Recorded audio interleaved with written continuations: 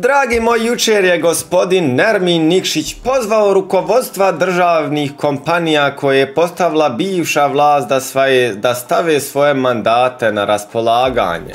Znači, ovaj poziv, odnosno jasna najava promjene upravne strukture u državnim kompanijama naišla je na oštru reakciju iz stranke Demokratske akcije ili SDA, koja se oglasila saopštenjem.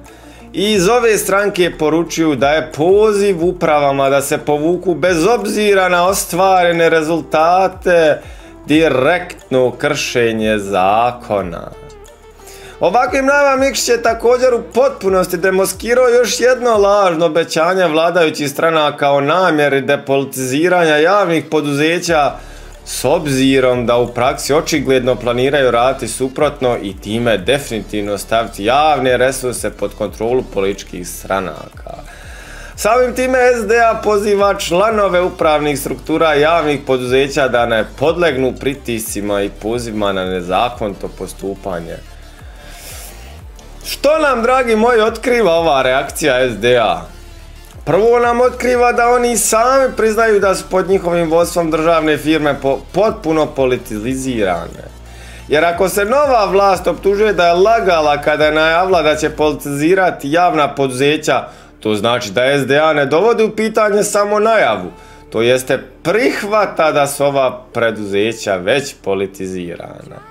A kako i ne bi, dragi moj, kad je SDA na čelo najvećih poduzeća u Bosni i Hercegovini, odnosno u Federaciji, postavila ne samo ljude koji su joj, dragi moji, bliski, nego visoke stranačke funkcionere koji nerijetko istovremeno obavljaju i stranačke funkcije. Admir Andelija, direktor Elektroprivrede, istaknuti je član SDA, posebno blizak sa Aburahmanom Hodžićem, najmoćnijim SDA-ovcem u Tuzlanskom kantonu.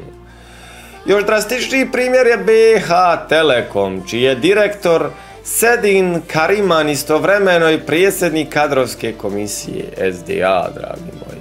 Mirsad Mujić, generalni direktor BiH Pošte, također jedne od najvećih firmi u BiH, član je glavnog odbora, dragi moji, SDA.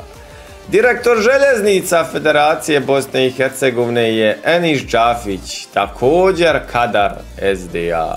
I direktor autocesta Elmedin Voloder je direktno SDA-ovac, kao i direktor još desetine državnih firmi kojima upravljaju kadrovi, dragi moji, SDA. Iako je DF svojim partnerima iz SDA nerijetko prepuštala pozicije koje su joj pripadale po kvoti, i oni su se počastili nekim funkcijama, pa je tako, dragi moji, 2021. za direktora aerodroma u Sarajevu postavljen njihov kadar Alen Bajić, u čijem je mandatu došlo do zatvaranja niza linija prema svijetu. To vam je, dragi moji, čisti stranački plijen. Još od prvog dana uspostave Federacije BiH i njenih institucija, državne kompanije tretirane su, dragi moji, kao stranački plijen preko kojeg su ostvarivani politički interesi koji su vođeni partijskom, a ne ekonomskom logikom. Ipak, niko se tako bezobzirno prema državnim kompanijama kao svom privatnom posjedu nije odnosio kao SDA u vrijeme vladavine gospodina Baketa. U ovoj eri ljudi će iz stranačkih odbora direktno biti prekomandirani na poziciju direktora državnih kompanija. Nerijetko će istovremeno biti, dragi moji, na dvije funkcije, i direktorskoj i stranačkoj, a novac i resursi državnih kompanija sve će se otvorenije koristiti u privatne i stranačke svrhe. Dragi moji, upravo znači Nikšić i lider NIP-a Elmedin Konaković pred izglasavanjem vlade Federacije BiH tvrdili da SDA novac javnih kompanija nudi zastupnicima nove većine da pređu na njihovu stranu i spriječe formiranje nove vlade. S obzirom na ovakav tretman državnih firmi, nije ni čudo, znači, dragi moji, što se mnogi od njih nalaze u krajnje lošem stanju sa desetinama miliona maraka dugova. Nakon što su priznali da su državne firme njihovih stranački plijen, SDA je svoje saopštenje zaključila porukom koja još više zabrinjava. Naime, pozvali su članove upravnih struktura javnih poduzeća da ne podlegnu pritiscima i pozivima na nezakonito postupanje. To vam je, dragi moji, direktna ponuda uhljeba.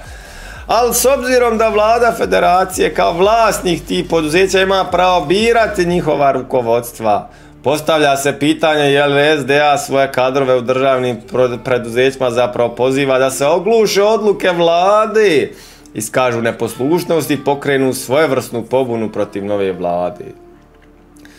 Dragi moji, nemojte ni sumnjati da je upravo to cilj. Nešto slično se desilo, iako u mnogo manjem obimu i s mnogo manje novca u igri, kada je šestorka, a kasnije trojka preuzela vlast u kantonu Sarajevu. Kadrovi SDA, kojima su kompanije i institucije kantona bile premrežene, pokrenuli su svojevrsnu pobunu protiv nove vlade, otvoreno odbijajući poslušnost nadređenim i sabotirajući rad. Iako su stvari u međuvremenu donekle dovedene u red, javna je tajna da u institucijama u kantonu Sarajevo i danas postoji mnoštvo zelenih spavača koji prave probleme kad god im se prilika pruži. To znači da će nakon što SDA na sve moguće načine preko kupovne i blokada pokušala silom da se održi na vlasti u Federaciji BiH, novu vladu okupljenu oko trojke čekati lavovski, dragi moji, posao u dovođenju u red institucija i kompanija kojima i dalje ordiniraju kadrovi SDA, koji su sada od svoje stranke pozvani na pobunu. I pored teškog posla, potpuni promašaj bi bio ako se trojka zadovoljila s tim da kadrove SDA zamijeni svojim i nastavi istom logikom upravljati državnim firmama kao stranačkim plijenom. Ono što građanima Federacije BiH i ekonomiji uistinu treba jesu depolitizacija, restrukturiranje i profesionalizacija državnih kompanija te njihovo stavljanje, dragi moji, u službu vas, u službu građana. Eto ga, dragi moji, što se mene tiče i što se tiče ovog videa, to bilo to. Ako vam se video svidio, naravno koji svaki put, lajkajte ga i podijelite da dođe do što više ljudi.